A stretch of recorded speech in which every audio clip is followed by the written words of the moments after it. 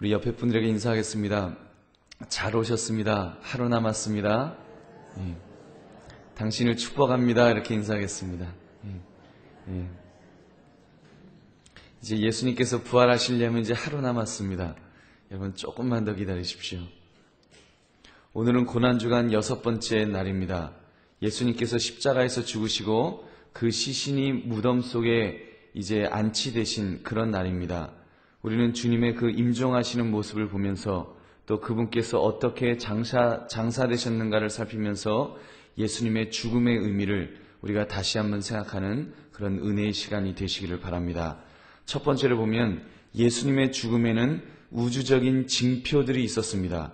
44절 보니까 때가 제6시쯤 되어 해가 빛을 잃고 온 땅에 어둠이 임하여 제9시까지 계속했다 그랬습니다.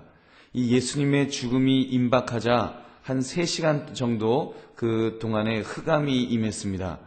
마치 여러분 기억하십니까? 출애굽계 때 이제 장자에 대한 재앙이 있었습니다.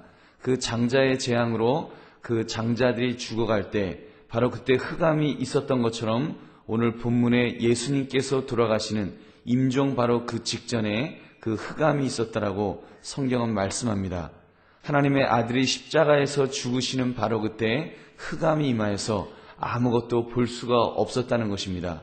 당시 보면은 그 횃불을 준비하지 않으면, 불을 준비하지 않으면 볼 수 없을 정도로 아주 캄캄한 흑암이 임하였다는 것입니다. 그런 그 흑암 후에는 이제 새 언약의 백성들을 창조하는 대출애굽이 일어난 것처럼 이제 하나님의 백성들이 다시 일어나는 그런 역사들이 있을 것입니다. 이제 예수님을 믿는 자들은 이 죽음을 통해서 사망 권세를 이기는 그런 은혜가 임하는 줄로 믿습니다. 그래서 그의 그 피로 속죄를 받고 구속되어 은혜의 보좌 앞에 담대히 나아가게 될 수 있는 것입니다. 그 증거가 바로 성소의 휘장이 한가운데가 찢어진 사건입니다. 마태복음, 마가복음에서는 성소 휘장이 어떻게 찢어졌는지를 좀 더 상세하게 설명하고 있습니다. 마가복음 15장 38절도 보면 이에 성소 휘장이 위로부터 아래까지 찢어져 둘이 되었다. 이렇게 성경은 기록합니다. 휘장은 위에서 아래로 찢어져 내렸다는 것입니다. 원래 제대로 찢어지려면, 사람이 찢으려면 밑에서부터 위로 쭉 하고 찢어지게 될 것입니다. 위에서 찢어질 수가 없습니다. 근데 지금 하나님께서 친히 그 휘장을 찢으셨기 때문에 위에서 아래로 찢어지는 그런 휘장의 찢어짐이 있었다는 것입니다. 그 휘장은 하나님의 임재의 장소인 지성소를 가리우는 그런 휘장이었습니다. 그 지성소는 아무나 들어갈 수 있는 곳이 아니었습니다. 대제사장만, 그것도 1년에 단 한 번 들어갈 수 있는 그런 곳입니다. 대제사장이 1년에 한 번 속죄일의 제물의 피를 가지고 그 이스라엘의 백성들을 위해서 그 대속의 기도를 하기 위해서 들어갔던 그런 곳입니다. 근데 그 휘장이 찢어져 이제 지성소에 들어가는 길이 그냥 활짝 열려버린 것입니다. 바로 예수 그리스도의 보혈의 피공로로 인해서 그런 놀라운 역사가 일어난 것입니다. 여러분, 얼마나 그것이 우주적인 사건입니까? 그 지성소와 성소와 지성소를 가리우는 그것이 찢어짐으로 인해서 아무나 은혜의 보좌 앞에 담대히 들어갈 수 있는 그 길이 열린 줄로 믿습니다. 그 열려진 지성소는 인간에게는 막혔었는데 이제 만인에게 활짝 열린 것입니다. 그것은 마치 지금까지 숨겨져 있던 하나님의 마음이 인간들 앞에 드러나는 것과 같은 사건인 것입니다. 예수님의 오심과 예수님의 삶, 또 그 죽으심을 통해서 하나님께서 우리를 얼마나 사랑하시는지, 독생자 예수 그리스도까지 아끼지 아니하시면서 우리에게 더 다가오시는, 우리에게 더 한 발 더 가까이 오시는, 우리에게 아무런 허물도 없이 이제 오기를 원하시는 그 하나님의 마음이 이제 보여지는 것입니다. 사랑하는 성도님들께서 마틴 루터는 이렇게 그 이야기합니다. 만인 제사장설을 그는 주장했습니다. 과거의 구약시대 때는 이렇게 백성들과 하나님 사이에 그 담이 있었습니다. 그래서 그 죄악의 담 때문에, 그 가려진 것 때문에 이제 제사장이 사람들을 대표해서 1년에 한 번 그 겨우 그것도 막 끈을 메고 자칫 잘못하면 그 저주를 받으면 그 자리에서 즉사하기 때문에 허리에 끈을 동여서 그리고 방울을 달아서 발발발발 떨면서 그 속에 들어갔습니다. 그래서 혹시라도 쓰러져서 거기서 그냥 죽으면, 그 소리가 나지 않으면 그 끈을 통해서 그 시신을 이렇게 끌어내기 위해서 그렇게 무섭게 들어갔던 그런 곳이었습니다. 근데 하나님께서는 이제 예수 그리스도로 말미암아 모든 사람들이 제사장이 될 수 있는 그런 은혜를 주셨습니다. 이제는 그냥 그렇게 들어가는 것이 아닙니다. 그렇게 무섭게 벌벌 떨면서 들어가는 것이 아닙니다. 여러분, 성경은 무엇이라고 말씀합니까? 우리는 긍휼하심을 받고 때를 따라 돕는 은혜를 얻기 위하여 은혜의 보좌 앞에 담대히 들어갈지니라. 그냥 우리는 담대히 들어가는 것입니다. 어떻게 들어갑니까? 우리가 제사장이 되어서, 우리가 대제사장처럼 되어서 예수 그리스도의 보혈을 의지함을 통해서 우리는 들어가는 것입니다. 그래서 주의 은혜의 보좌 앞에 때를 따라 돕는 은혜를 얻기 위해서 여러분, 우리는 마음껏 들어갈 수 있는 그 은혜가 이미 우리에게 주어진 줄로 믿습니다. 그것이 무엇입니까? 우리 기도하지 않습니까? 기도를 통해서 예수님의 이름으로 기도합니다. 우리가 다른 것 가지고 기도하는 것이 아니라 예수님의 이름으로, 예수님의 이름 권세를 가지고 우리가 주님 앞에 나와서 담대하게 기도하는 그런 은혜가 우리에게 주어진 줄로 믿습니다. 여러분, 기도하실 수 있지요? 기도하시는 여러분들이 바로 주께서 우리를 제사장으로 삼으셔서 우리가 주님의 보좌 앞에 담대히 들어갈 수 있는 그 은혜가 주어진 줄로 믿습니다. 베드로전서 2장 9절, 너희는 택하신 족속이요 왕같은 제사장들이요 거룩한 나라요 그의 소유가 된 백성이니 이는 너희를 어두운 데서 불러내어 그의 기이한 빛에 들어가게 하신 이의 아름다운 덕을 선포하게 하려 하심이라. 여러분, 그러므로 이 은혜를 가지고 여러분 담대하게 나아갈 수 있기를 바랍니다. 담대하게 나가서 정말 주께서 우리에게 이런 놀라운 은혜를 주셨습니다. 제사장 같은 은혜를 주셨습니다. 왕 같은 제사장으로 삼으셨습니다. 우리에게 기도를 주셨습니다. 은혜를 주셨습니다. 우리가 주 앞에 마음껏 나아갈 수 있습니다. 이 놀라운 은혜를 바로 저와 여러분에게 주셨습니다. 여러분, 그 사실을 증거하면서 담대하게 살아갈 수 있는 저와 여러분 되시기를 주님의 이름으로 축원합니다. 두 번째로, 예수님의 죽음 앞에 가장 강팍한 사람도 회심을 할 수 있었다는 것입니다. 47절, 48절을 보면 백부장이 그 된 일을 보고 하나님께 영광을 돌려 이르되 이 사람은 정녕 의인이었도다 하고 이를 구경하러 모인 무리도 그 된 일을 보고 다 가슴을 치며 돌아갔다 그랬습니다. 여러분, 여기서 특별히 백부장이란 어떤 사람입니까? 전쟁의 전문가요, 사람을 죽이는 일에는 전문가인 사람이었습니다. 한마디로 마음이 강팍할 대로 가장 강팍해 있는 그런 사람이라는 것입니다. 그 백부장이 지금 자기의 직업대로 예수님의 처형식을 주관하고 있었습니다. 예수님이 십자가에서 달리시기 전에 예수님이 십자가를 지신 것부터 해서 예수님을 못 박는 것, 그 모든 일들을 다 주관했던 사람이 바로 이 백부장이었던 것입니다. 그럼 백부장이 예수님의 그 모습을 보면서, 그 마지막에 그 모습을 끝까지 보면서 그는 거기서 이렇게 꼬꾸라지는 것을 보게 됩니다. 여태까지 본인이 수많은 죄수들을 처형했었는데 예수님과 같은 사람을 보지 못했다는 것입니다. 여러분, 그 간수, 우리 어느 주수일 장로님인가요? 어느 장로님 이렇게 간수로서 평생을 살아가시면서 예수 믿는 사람, 그 사형수들을 보면서 그분이 은혜 받은 간증들을 하시는, 여러분 그런 간증을 혹시 기억하실지 모르겠습니다. 여러분, 예수 믿는 사람, 그 죄수였지만, 흉악한 죄를 지었었지만, 근데 이제 예수 믿고 구원받고 나니까 그 죽는 모습이 다르더라는 것입니다.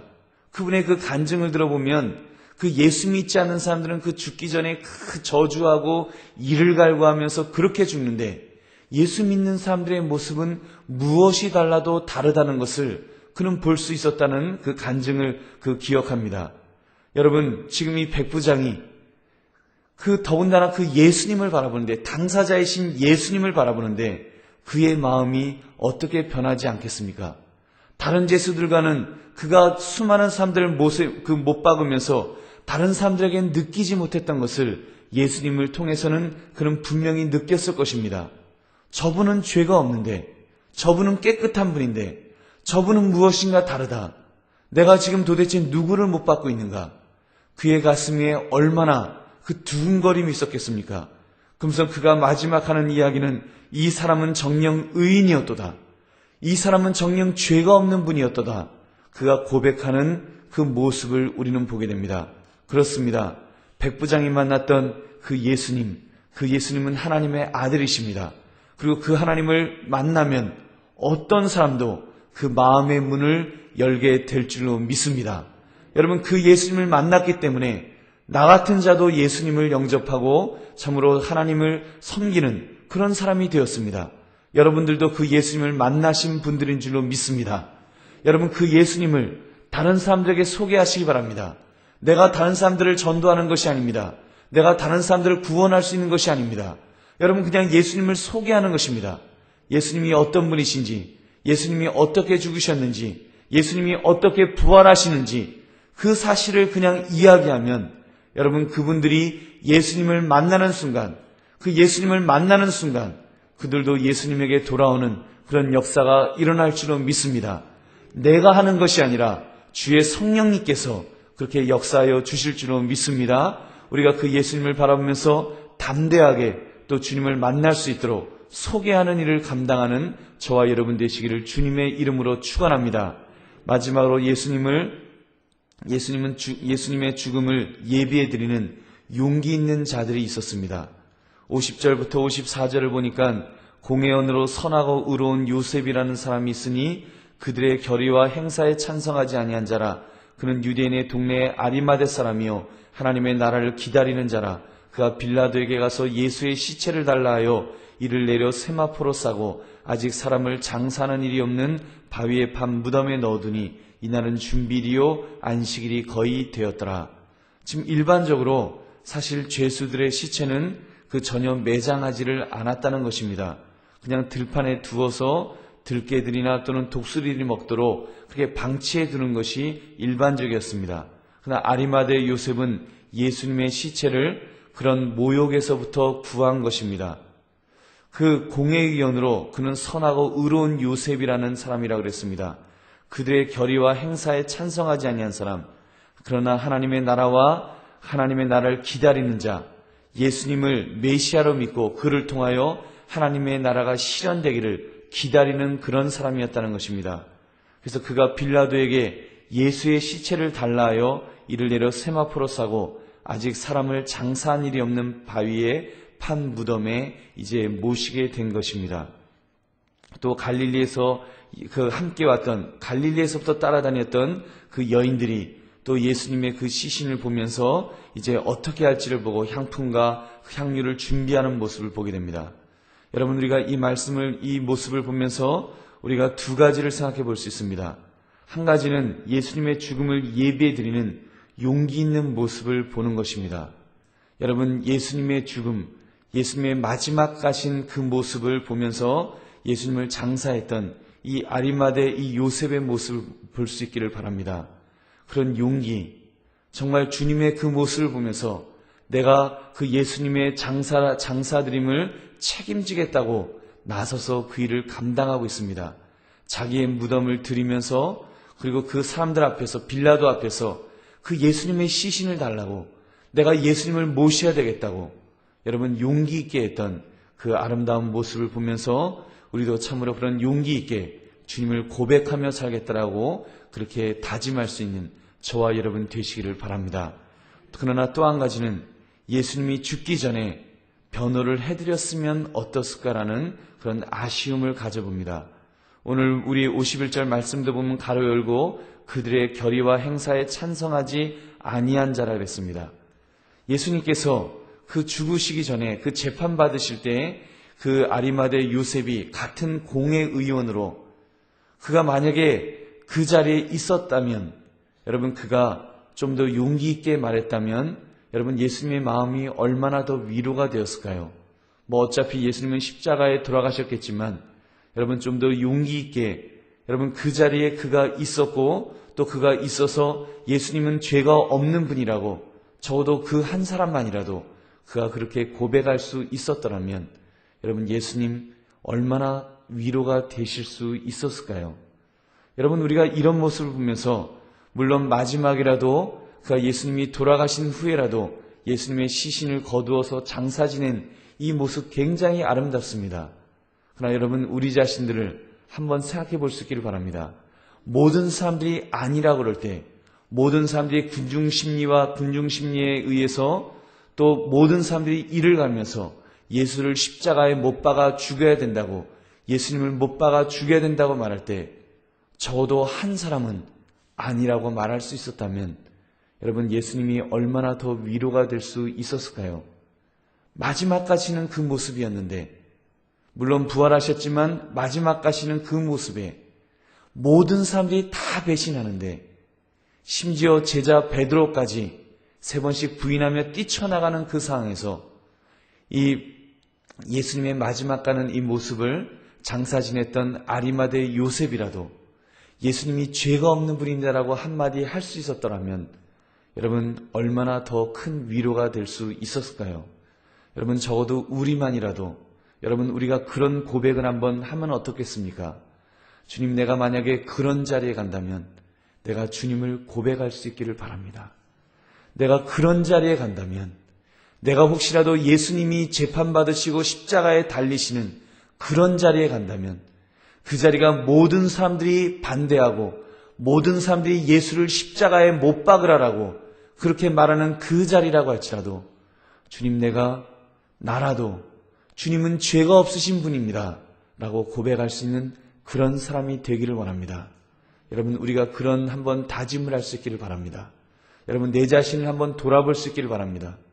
만약에 우리가 6.25 때나 일제시대 때 같은 그런 시대를 맞이한다면, 그래서 일제시대 때처럼 정말 교계에서 신사참배를 갖다가 찬성하면서 신사참배는 우상에 절하는 것이 아니다라고 그렇게 교계가 다 그것을 결정했다고 할지라도 우리가 신앙의 순수성을 가지면서 그 신앙의 절개를 가지고 나는 절할 수 없습니다. 나는 절할 수 없습니다. 나는 죽을지언정 절할 수 없습니다라고 그렇게 고백했던 여러분, 주기철 목사님과 같은 또 다른 그 믿음의 그 순교자들처럼 우리가 그런 길을 갈 수 있다면 여러분, 얼마나 좋겠습니까? 오늘 이 말씀을 통해서 주님의 죽음을 예비했던 이 아리마대 요셉을 보면서 주님의 그 마지막 가는 그 모습에 적어도 나만이라도 주님은 죄가 없으신 분이십니다. 그 주님은 하나님의 아들이십니다. 그렇게 증거하고 그렇게 말할 수 있는, 고백할 수 있는 그런 저와 여러분 되시기를 주님의 이름으로 축원합니다. 우리가 오늘 이 마지막 그 주님께서 십자가에서 죽으시고 무덤에 계신 그 모습, 또 장사 지내시는 그 모습을 보면서 우리는 참으로 주님을 잘 준비하고 적어도 나만이라도 주님, 내가 주님을 끝까지 부인하지 않고 주님을 고백하면서 주님을 인정하면서 주님을 자랑하며 살겠다라고 그렇게 말할 수 있는 저와 여러분 되시기를 주님의 이름으로 축원합니다. 우리 함께 통성으로 기도하겠습니다. 예수님의 죽음과